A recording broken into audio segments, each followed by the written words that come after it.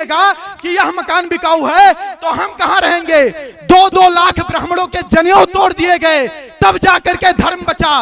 ये जो आज प्राउड के साथ जय भीम और जय मीम के नारे लगा रहे हैं, इनको पता होना चाहिए मोहम्मद गौरी और अकबर के गोलियां तलवारें हमारे बाप दादाओं ने सीने में झेली, तब ये पीछे जिंदा रहे, तब ये पीछे जिंदा रहे। हमारी आबादी कम है, तुम बताते हो कि तुम 15% हो, तुम ये नहीं कर पाओगे। हमारी आबादी हिजड़ों की तरह ताली बजाकर नहीं खत्म हुई है, मर्दों की तरह देश और धर्म के लिए लड़कर खत्म हुई है। 12-12 साल के राजपूत लड़के, उनकी माताएं इसे तिलक लगा देती थी और युद्ध क्षेत्र में भेज देती थी, और जो बहनें होती थी वो जौहर कर लेती थी। यहाँ जनेऊ तोड़ दिए जाते थे, तब धर्म बचा है। मंगल पांडे, भगत सिंह शादी विवाह नहीं किए और देश के लिए लड़ गए, तब ये आजाद है। जिसको आज आप अपने आप को मूल निवासी बता रहे हो ना, एक भी मूल निवासी नहीं खड़ा था देश की आजादी के लिए और धर्म की आजादी के लिए। जिनको यह लगता है कि यहां के बाभन ठाकुर इनका शोषण कर रहे हैं, वो एक बार नजर पाकिस्तान पर डाले, जहां ये 23% थे और 1.9% बचे हैं। इनको पता चल जाएगा कि इनका शोषण किसने किया है। हमारे बाप दादाओं ने 565 रियासतें दी, तब इनको प्रधानमंत्री आवास के तहत जो योजना मिला, तब घर बनवाने के लिए जमीन हो पाया है। ये हमारे बाप दादाओं की देन है, हमारे बाप दादाओं की देन है कि यूनिवर्सिटी बनी है, हमारे बाप दादाओं की देन है कि प्लेटफार्म बने हैं, हमारे बाप दादाओं की देन है कि अनुसंधान केंद्र बने हैं। क्या मिला हमको? नहीं चाहिए आरक्षण की भी, ले जाओ तुम, एक नहीं 20 चंद्रशेखर रावत को दे दो, 20 सतपाल तोहर को दे दो, लेकिन अगर तुम्हारी औकात है तो हमारी रियासतें वापस कर दो। तुम्हारी औकात है तो हमारी रियासतें, हमारे धन वापस कर दो।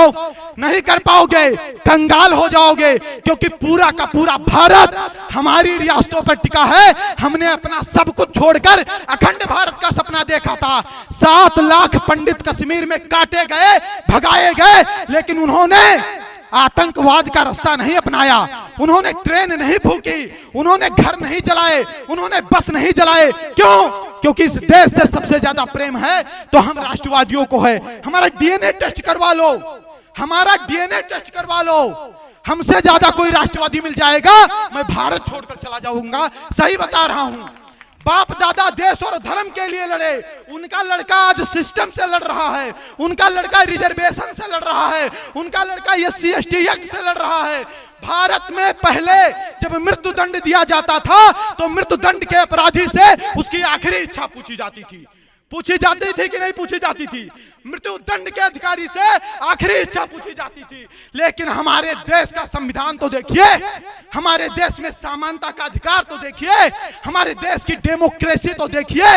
यहाँ SC ST एक्ट में आखिरी इच्छा भी नहीं पूछी जाएगी कि आप सही हो कि गलत।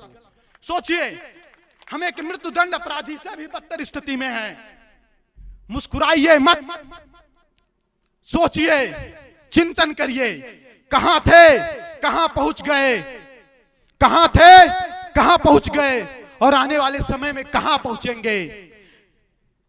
यह स्पष्ट कह रहा हूं कि आज अगर आप नहीं जग पाए, आज नहीं जग पाए, तो ना फिर कोई संपत सारस्वत पैदा होगा आपको जगाने के लिए, ना कोई सुखदेव सिंह गोगा मेड़ी पैदा होगा आपको जगाने के लिए, ना कोई दिनेश रनेजा होगा आपको पैदा जगाने के लिए, और ना ऐसी सभाएं होंगी। तब आप बहुत देर कर चुके होंगे, क्योंकि तब बहुत देर हो जाएगी, तब आपके जागने का भी मतलब नहीं रहेगा। देश की रक्षा की बात करते हो, धर्म की रक्षा की बात करते हो। मैं कहता हूं कि जब तुम ही नहीं बचोगे तो देश और धर्म कैसे बचेगा? बताइए। जब आप ही नहीं बचोगे तो आपका देश और धर्म कैसे बचेगा?